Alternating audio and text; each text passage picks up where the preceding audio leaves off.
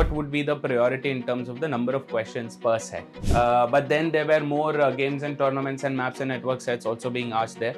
Yes, there were a few Venn diagram based sets also asked. So it becomes very complicated for us to put these sets in one particular topic. And what kind of numbers would it get? You have to understand multiples, factors, HCF, LCM, all of that. Don't stick to just one type of set and then feel bad that that did not come in the test. Hello folks. So let's talk about some high priority topics for DILR. This is especially if you're preparing for CAT 26. This will give you a very good idea about which topics to pay more attention. And I would not recommend you to skip any topics obviously. But obviously if you are doing a targeted practice, then which topic should you be practicing more on? Yes. So let's have a quick look at the pattern first to understand what exactly the point that I'm trying to make. Yes. So this is what we've seen over 6 years from 2020 all the way till 2025, the number of sets that are being asked and the number of questions per set that is being asked, right? So in 2020, there were 3 sets that were 4 question sets and there were 2 sets that were 6 question sets. Yes. And in 2021, we had an equal number of 4 question and 6 question sets that were 2 and 2. In 2022, we did not have any other type of set. We only had 5 question sets and there were 4. So the number of questions are also kind of varying. You have to focus on that. The same pattern was repeated in 2023 with 4 sets of 5 questions each. But since then, the pattern has changed. The number of questions has changed. Here there were 20 questions. Then in 2024, they brought in 22 questions with 3 questions of 3 sets of 4 questions and 2 sets of 5 questions. And similar pattern was repeated in 2025 as well. Now the thing is, you might look at this and realize that, oh, maybe they have settled down on a pattern. I wouldn't say that so. Yes, because for 2026, we have yet no clue what would be the pattern. Would they change the question numbers or would they keep it the same? And even if they decide to change it, what would be the priority in terms of the number of questions per set?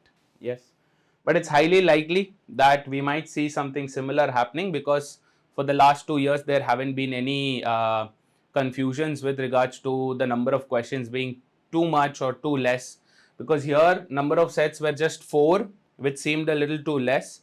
However, the difficulty level that we've seen in 2022 and 2023 different from the difficulty level we've seen in 2024 and 2025. Because the number of doable sets in 2024-2025 had increased, obviously because there were 5 sets. But here in 22 and 23, the number of doable sets were quite less. Yeah. So that's point number 1, that we are still unaware of the kind of pattern that they would follow with regards to the number of questions and the number of questions per set and the number of sets as well. Okay. Let's talk about some important topics that we've seen over the years, right from CAT 2020. So this is kind of a distribution table that I made with majority sets falling into these topics. So we've seen majority sets being asked from distribution here. There were a few Venn diagrams based as well. But then in slot 2, the story is a little different. There were more puzzle based sets. In 2021, we've again seen distribution at an all-time high. When I say distribution, it involves your standard grid-based questions or questions that are based on placement or questions that are based on scheduling and so on and so forth. Okay. And in 2020, we've again seen a drastic drop in the number of sets that were pure distribution based. Yes. But then there were more games and tournaments and maps and network sets also being asked there. Yes, there were a few Venn diagram based sets also asked.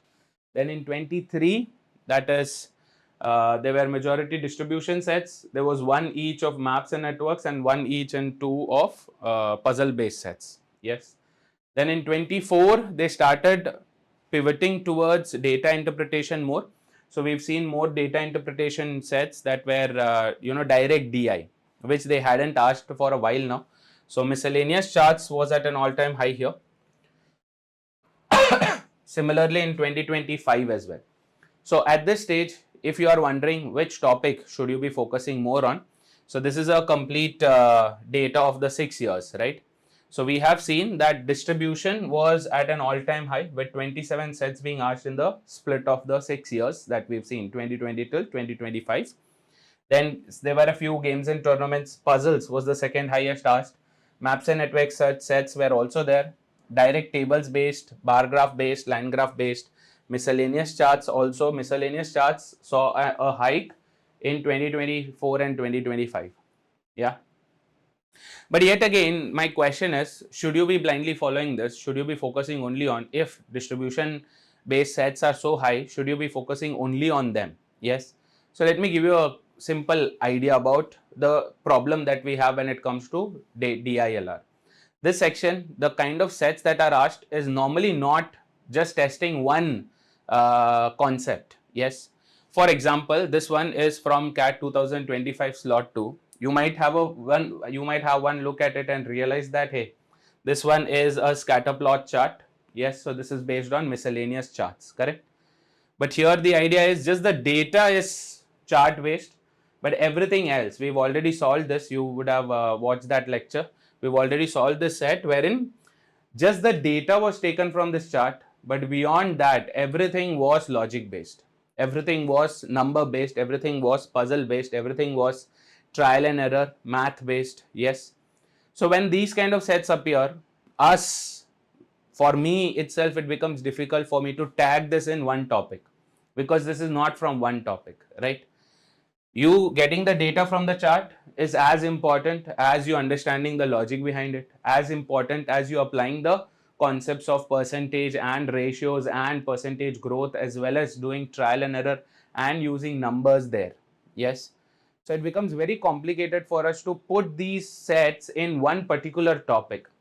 So when you ask us that which section or which concept should I focus more on, which topic should I focus more on, or even worse, when you ask us which topic should you skip, sir, I'm not very comfortable with games and tournaments, or not very comfortable with DI, or not very comfortable with puzzles, or not very comfortable with maps and networks, that kind of leaves us in a dilemma whether to give you this information or not, because like I said, it is very difficult for us to look at a set and say, hey, this is purely based on this particular topic. Very, very difficult.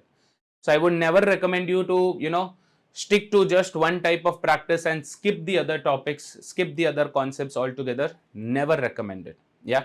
So then what should you do? What exactly are you supposed to do in this situation when your teachers are themselves confused what to suggest you, what not to suggest you? The idea is very, very simple. You have to be an all-rounder here. You have to make sure you are an all-rounder.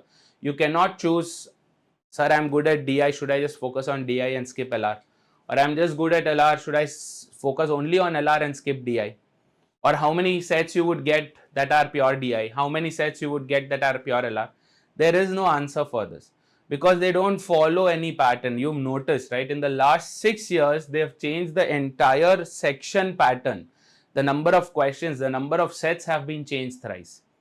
So imagine you asking us, what should you do? Completely clueless. Yes.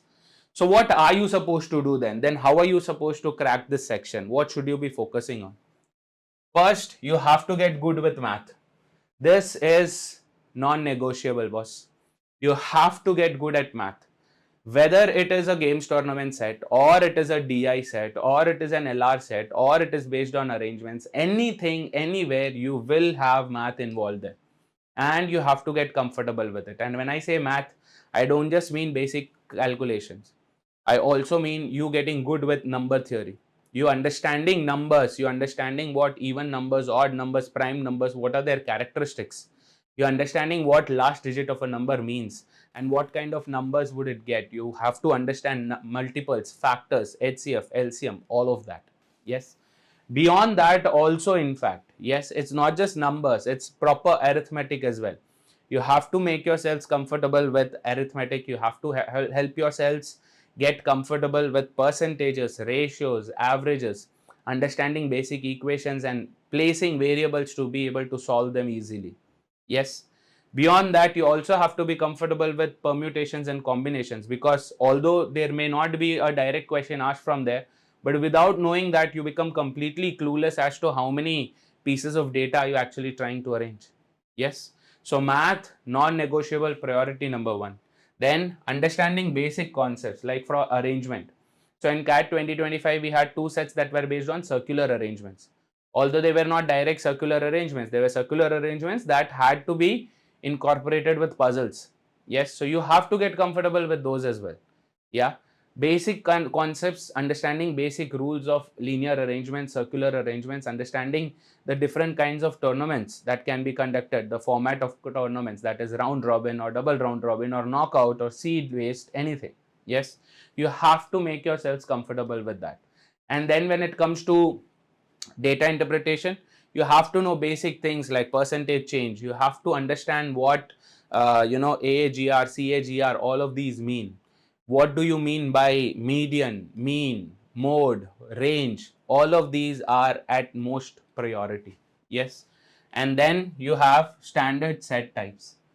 The main reason when we do a lecture, we take up certain type of sets and then we practice those, right? We do those in the class. Why? To help you understand the standard set types. From there, if you pick up the approach, you can apply, you can tweak those approaches to set or to fit into the kind of sets that they can ask. So what you're learning is not a set, and if exactly the set comes, would you be able to solve it? No. What you're learning are the approach. What exactly is our approach to a set like this? Yes, that's how you're supposed to learn. That's how you're supposed to make notes also. Yes. And then one of the most underrated things, most important things, the answer to all your queries with regards to the DILR section is practice. Trust me on this. You have to make sure that you practice blindly. You have to practice, but you make sure that the kind of sets that you're doing are of a varied type of sets. Yes, don't stick to just one type of set and then feel bad that that did not come in the test. This is not your school or your college test where there's a question bank and similar question or the exact question could come. And this is not the quant section either, where if you learn a template, the similar template kind of a question might appear. No. Even in quant, they have shifted directions now. Even in quant, they no longer ask you direct questions. They involve multiple concepts being tested in the same thing. Yes, so you have to get comfortable with that. For that, you have to practice, practice, and practice. And again, when the question is asked, sir, how many sets do I practice? How's there a count there? Anyone who has practiced 100 sets might be struggling in the test, because the 100 sets that they've practiced, they've only practiced how to solve that set and not learned the approach of how to tackle those kind of situations. Yes, so you have to practice. You have to make sure you practice, whether you're practicing on YouTube or in the classes or on DPPs or PYQs. Continue practicing and stop asking this question, how much is enough? What is enough? Nothing is enough when it comes to CAT, especially with the DILR section, because this is not a concept based section, this is a skill based section. You have to improve your skills, you have to work hard every single day and make sure that you try different variety of sets, and that's what we also try to do in the classes. Yes, so make sure you practice. And since we are doing a PYQ series on YouTube on this very channel, yes, please make sure you attend those to understand the psyche, the mindset through which they are asking those kind of sets. Yes, and for that, this is my Telegram group. You can join this. I give updates on any session that is planned, any practice session that is planned. The update is here. So you make sure you attend those lectures, but from there you learn the approaches, not just how to solve that set. Because every time we come across a difficult set, you say, if this comes in CAT, I will skip it. Boss, the probability of that coming in CAT itself is minuscule. Yes, but the approach, one condition, however, how are we tackling that one condition? What exactly is our train of thought when we look at that condition? How are we converting that condition that's given in text form into possibilities? Yes, how are we doing trial and error, and not random trial and error? We are not shooting in the dark, right? We are doing a calculated trial and error there. You have to get good at that. Yes. So I hope this video helps you understand that with CAT, especially with DILR, things are so unpredictable that you cannot fathom, right? Because see, you have to understand that with 22 questions, it's not 22 questions that they have to work on. right? They only have to work on 5 sets. 5 into 3 slots, 15 sets. Throughout the year, they can sit and make those sets. Yes. So imagine the kind of variety they can bring there. Yeah. So stop asking such questions and continue practicing. I've any which ways given you the statistics. Now it's up to you whether to choose that statistic and to practice accordingly, or to make sure that you cover all bases, because like I said, with CAT, you never know what's going to happen. So I hope this video helps you guys. All the very best. Cheers.